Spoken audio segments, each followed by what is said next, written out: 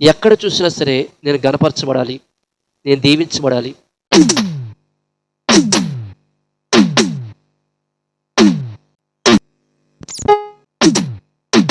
నేను ఆశీర్వదించబడాలి.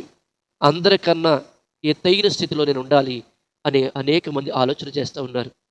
ఈ ఆలోచన మన జీవితంలో ఉండొచ్చు కానీ అది దేవుని చిత్తానుసారమైన ఆలోచనగా ఉండాలి. నేను గొప్పవాడైపోవాలని తప్పుడు మార్గాల గుండా వెళ్ళిపోతూ ఉంటాను.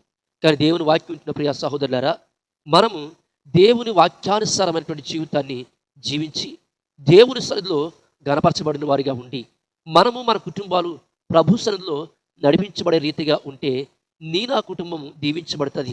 సామెతల గ్రంథము 13వ అధ్యాయము 18వ వచనంలో చూస్తే, శిక్షను ఉపేక్షించు వారికి అవమానము దారిద్రతలు ప్రాప్తించును, గద్దింపును లక్ష్యపెట్టువాడు ఘనత నందును. ఈ రోజున గద్దింపును లక్ష్యపెట్టువాడికి ఘనత. ఈరోజు ఎవరైనా సరే కానీ తమ బిడ్డలను గద్దిస్తారు. ఎందుకో తెలుసా? వారి జీవితంలో ఉన్నత స్థాయిలో ఉండాలని తమ బిడ్డలను కొడతారు, లేకపోతే తమ బిడ్డలను హెచ్చరిస్తూ ఉంటారు తప్పుడు మార్గంలో వెళ్ళకూడదని. ఎందుకనంటే నా బిడ్డలు ఒకరికి చెప్పేవారిగా ఉండాలి కానీ ఒకరి చేత చెప్పించుకునేవారిగా ఉండకూడదని.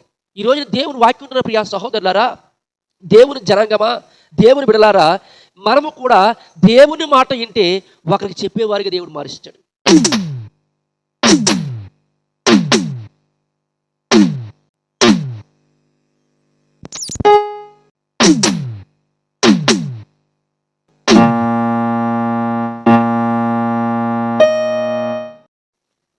మన ప్రభువు మన రక్షకుడు అయిన యేసుక్రీస్తు నామములో మరొక పర్యాయము మిమ్మల్ని కలుసుకోవడానికి దేవుడిచ్చిన భాగ్యాన్ని బట్టి దేవుని నామాన్ని మహిమపరుస్తున్నాను. అందరికీ వందనాలు. అయ్యా, అందరూ బాగున్నారా? మీరు అందరూ బాగున్నారని నేను అనుకుంటూ ఉన్నాను. దేవుడు మిమ్మల్ని మీ కుటుంబాలను దీవించబోతూ ఉన్నాడు. ఈరోజు మన ఛానల్లో దేవుని వాక్యాన్ని అందించడానికి దేవుని పనిలో పారభరితంగా నడిపించబడుతున్నటువంటి దైవజనులు నా యొక్క సహోదరుడు పాస్టర్ కె కృపరాజ్ గారు మన మధ్యలో ఉన్నారు. వారు మనతో ఈరోజు దేవుని వాక్యాన్ని వారు మనకి అందిస్తారు. ఈ అవకాశాన్ని నేను వారికి అందిస్తూ ఉన్నాను. దయచేసి సమయంలో దైవజనులు పాస్టర్ కె కృపరాజ్ గారు వచ్చి దేవుని వాక్యాన్ని అందించవలసిందిగా ప్రభు పేరట కోరుతూ ఉన్నానండి. సర్వాధికారియు ఈ లోకానికి ఆధారభూతుడైన ప్రభు అయిన యేసుక్రీస్తు వారి నామములో మీ అందరికీ వందనాలు తెలియజేస్తున్నాను. ఈరోజు నాకు ఇచ్చినట్టు అవకాశం బట్టి దైవజనులు జయరాజయ్య గారు కూడా వందనాలు తెలియజేస్తున్నాను. దేవుని వాక్యాన్ని చూసుకుందాం. వింటున్న వారందరూ కూడా దేవుని వాక్యాన్ని ఆలకించాలని ప్రభు పేరట కోరుతూ ఉన్నాను. చూద్దాం ఒకసారి బైబిల్ గ్రంథంలో నుంచి సామెతల గ్రంథము 3వ అధ్యాయము 35వ వచనంలో చూస్తే, జ్ఞానులు ఘనతను స్వతంత్రించుకొందురు, బుద్ధిహీనులు అవమానభరితులగుదురు అని రాయబడి ఉంది.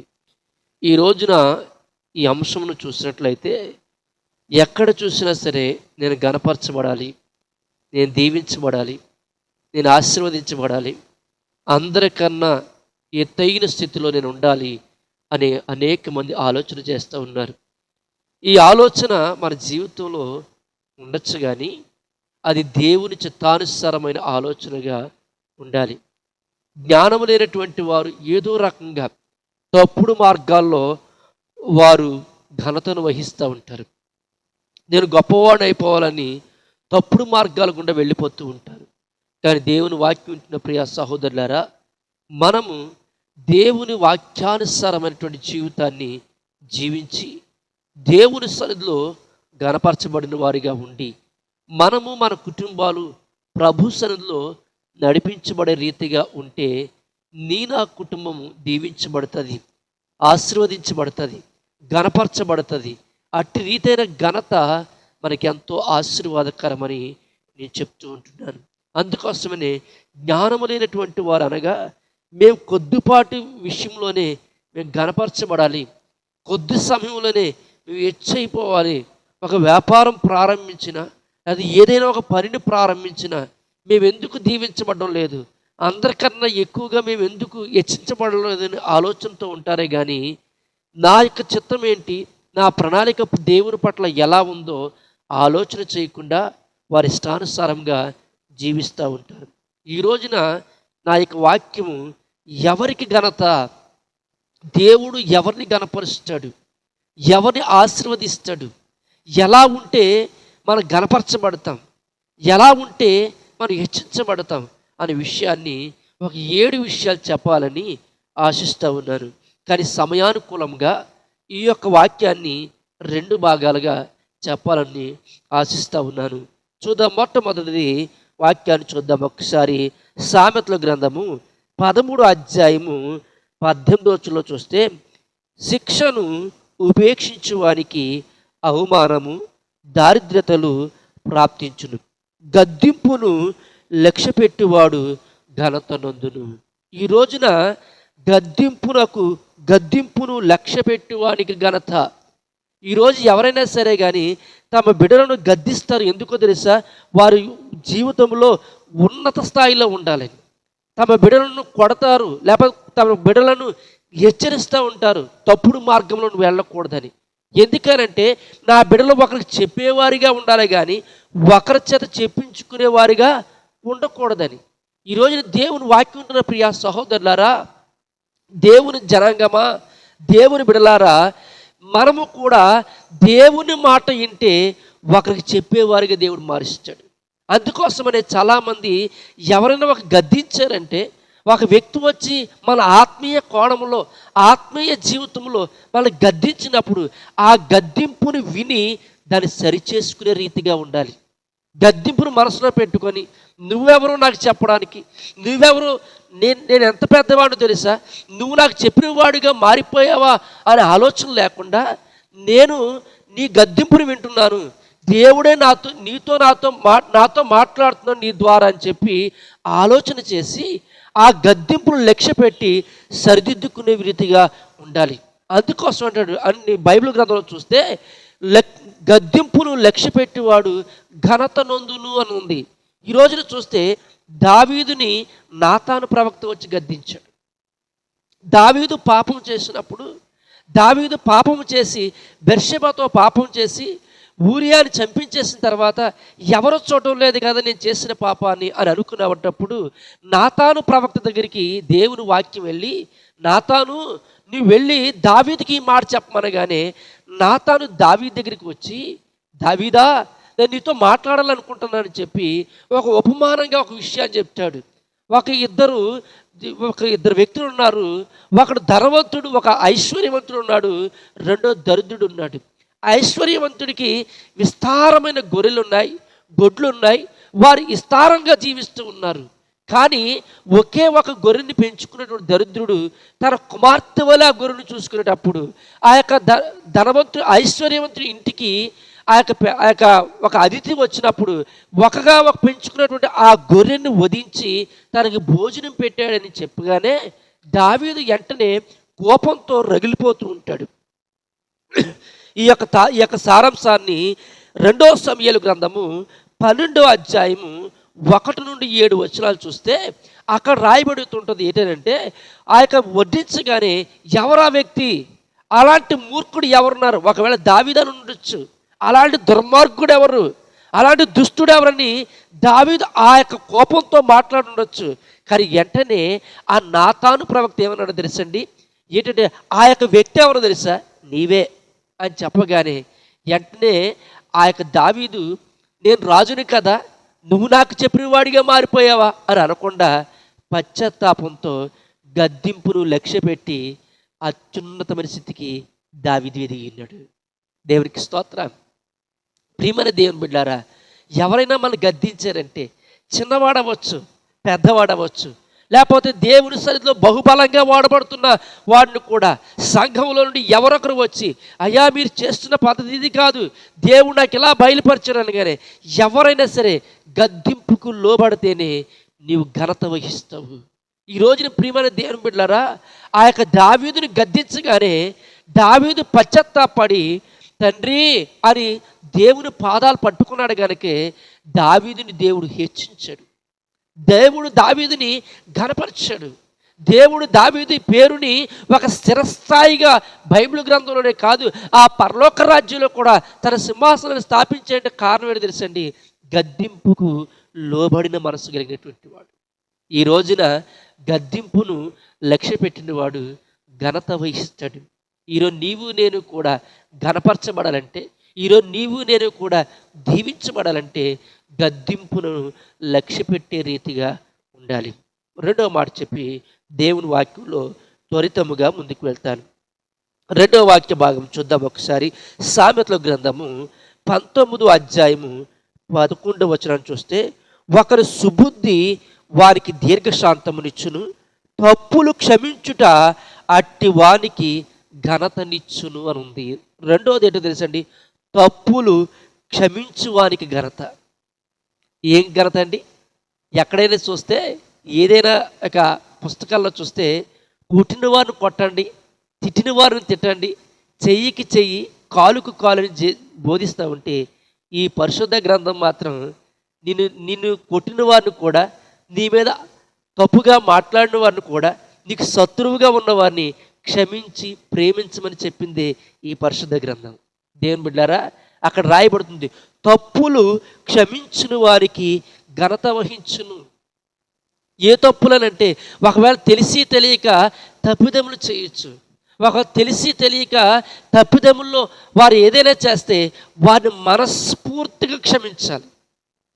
చాలామంది బైబిల్ అనుకుంటుంటాం, అయ్యో నేను క్షమించానంటారు, కానీ వారి సమయం వచ్చినప్పుడు వారి హృదయంలో అది పెట్టుకొని మాట్లాడుతూ ఉంటారు. బైబిల్ గ్రంథంలో చూస్తే ఆది కాండము 50వ అధ్యాయము 15 నుండి 17 వచనాలు చూస్తే అక్కడ ఒక మాట కనబడుతుంది. ఏమనంటే, అయ్యా ఆ యొక్క యాకోబు చనిపోయిన తర్వాత తన సహోదరులందరూ కలిసిగట్టుగా ఉండి వారందరూ మాట్లాడుతున్నారు. ఏమనో తెలుసా, అయ్యా అనలారా మనందరము యోసేపు దగ్గరికి వెళదాం.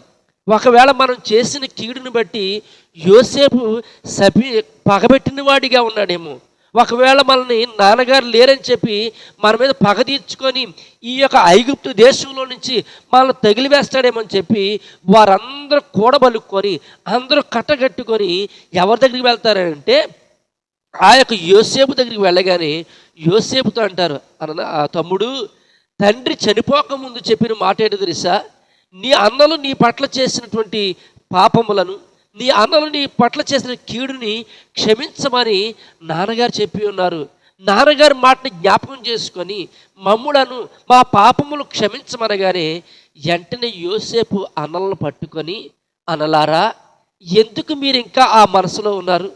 ఎందుకు నాకు కీడు చేశారని, నన్ను బాధించారని, నన్ను ఇబ్బంది పెట్టారని ఎందుకు మీరు అలా అంటున్నారని చెప్పి వారిని పట్టుకొని కన్నీళ్ళు కార్చి అంటున్న మాట ఏంటో తెలుసా, మీరు ఎప్పుడైతే నా యొక్క ముందుకు రాగానే, నా కళ్ళ ముందుకు రాగానే, నా కంట పడగానే మీరు చేసిన కీడుని ఎప్పుడో మర్చిపోయాను. నా హృదయంలో మీరు చేసిన కీడు లేదు. నా హృదయంలో మీరు చేసినటువంటి ఆ యొక్క బాధలు కానీ ఆ యొక్క కీడు కానీ నా జీవితంలో ఏమీ లేదు. నేను మిమ్మల్ని మిక్కటమైన ప్రేమతో ప్రేమిస్తున్నానని చెప్పి వారిని పట్టుకొని ఏడ్చాడంట. ప్రియమైన దేవుని బిడ్డలారా, అందుకోసమనే యోసేపుని దేవుడు ఎలా హెచ్చించాడో తెలుసండి, ఆ దేశానికి రాజుగా హెచ్చించాడు, ఆ దేశానికి రాజ్యాధిపతిగా హెచ్చించి ఉన్నాడు.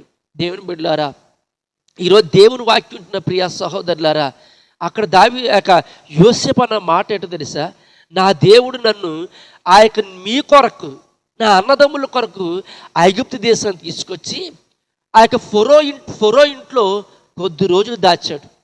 రెండవదిగా దేవుడు మరలా నన్ను చెరసాల్లో దాచిపెట్టి ఉన్నాడు. ఎందుకో తెలుసా, తన సమయం వచ్చినప్పుడు నన్ను హెచ్చించాలని. అందుకోసమనే ఆ యొక్క యోసేపు అంటాడు, ఏమన్నా మీ ప్రాణములను రక్షించుటకు దేవుడే నన్ను మీకు ముందుగా నన్ను ఇక్కడికి పంపించినాడు. నేను వాక్యం ఉంటున్న ప్రియ సహోదరులారా, తప్పులు క్షమిస్తేనే హెచ్చించబడతావు.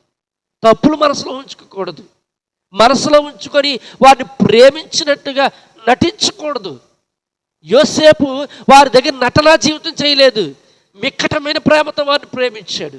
అందుకోసమని తప్పులు క్షమించాడు కాబట్టి, తప్పులను క్షమించి నడిపించాడు కాబట్టి యోసేపుని దేవుడు రాజ్యాధికారిగా హెచ్చించాడు.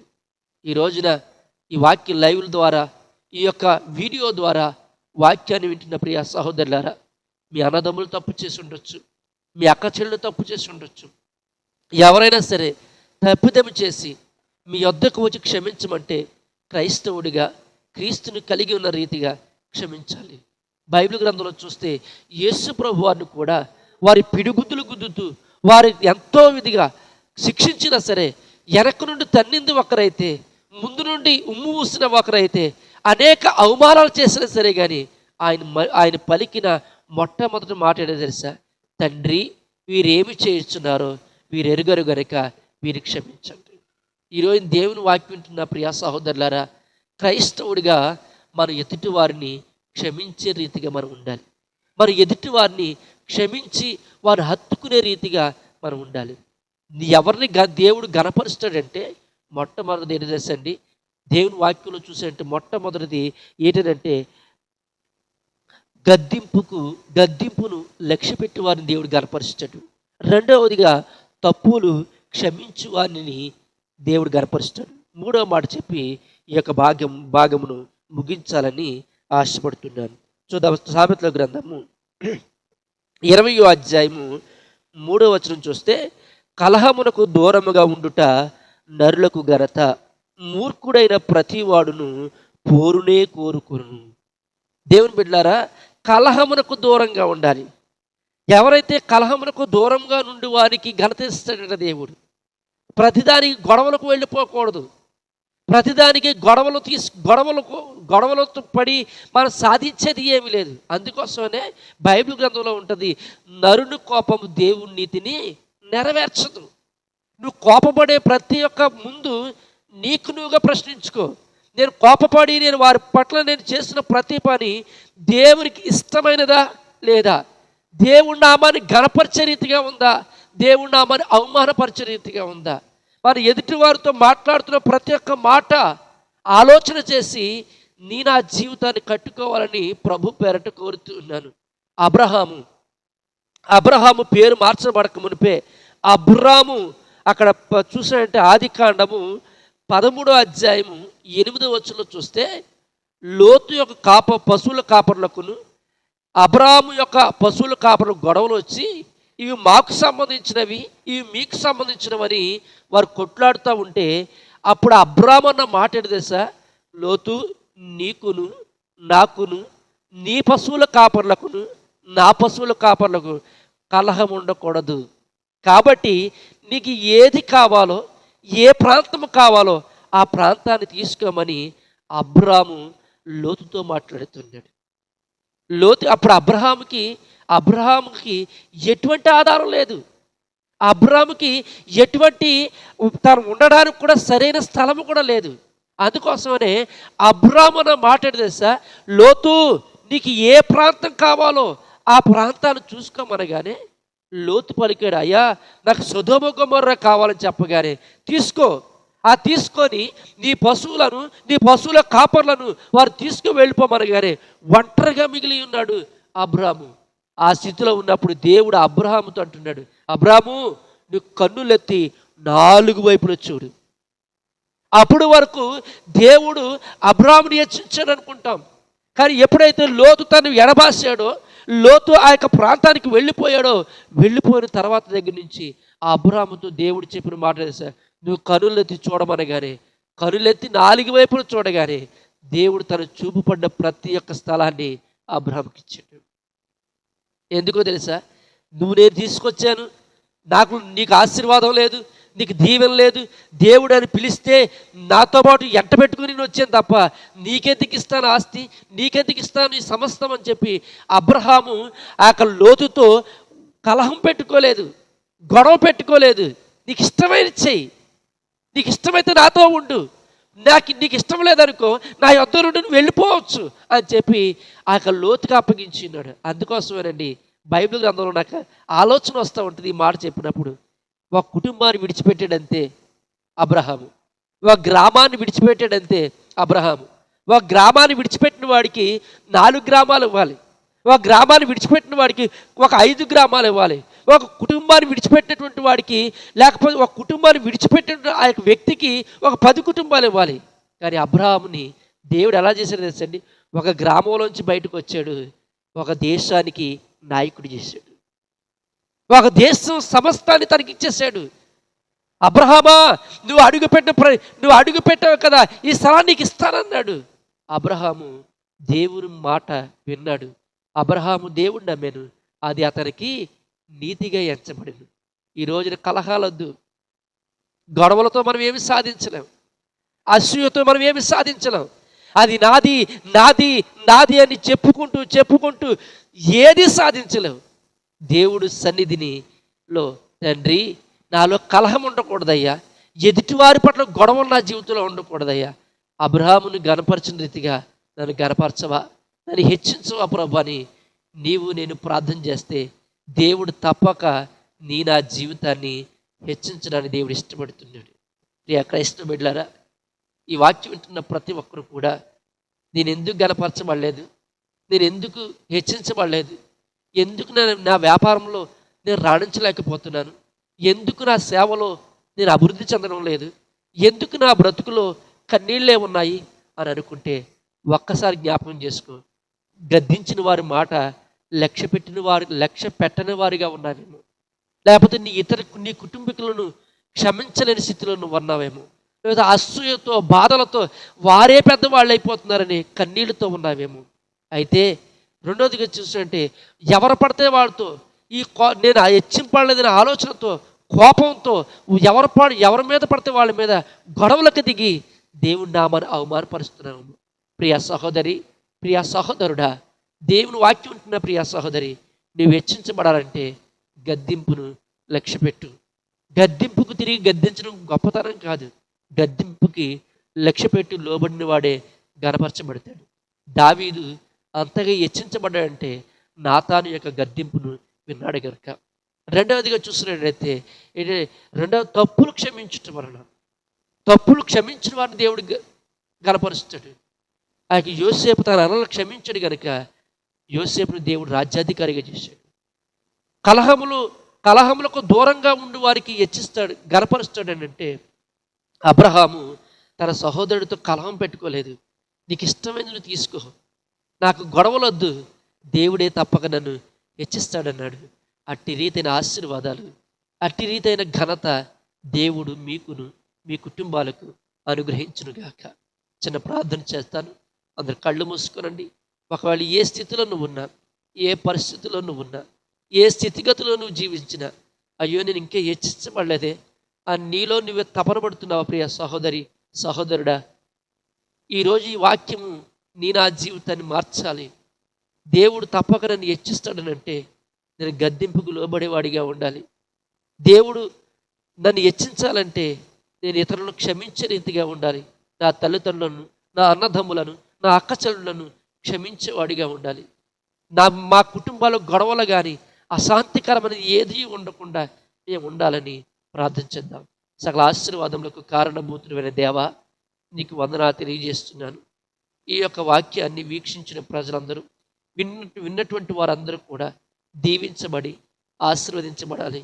తండ్రి, నేను ఎలా ఘనపరచబడతానయ్యా, నేను ఎలా గొప్పవాడిగా మార్చబడతానయ్యా అనుకున్నటువంటి ఇక్కడ కూడున్న వారు ఎవరైనా అలాంటి ఆలోచనలో ఉంటే వారందరి ఆలోచనని ప్రభువా గద్దింపుకు లోబడే జీవితాన్ని వారికి దయచేయండి. తండ్రి, యేసయ్యా, వారి జీవితంలో తప్పులుంటే తప్పులు చేసిన వారిని క్షమించే హృదయం వారికి దయచేయండి.